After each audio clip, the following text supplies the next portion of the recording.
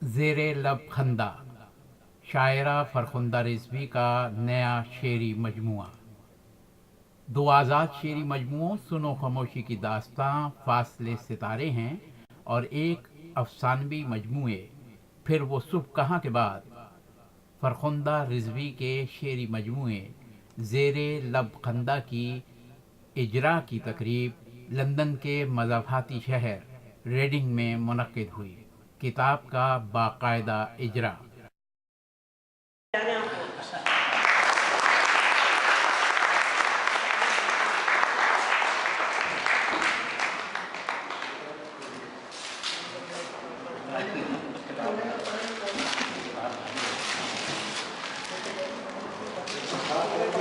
आवाज सुनेंगे तो चुपके चुपके बातें करेंगे तो आगे सबको पता चलेगा क्या कह रही है।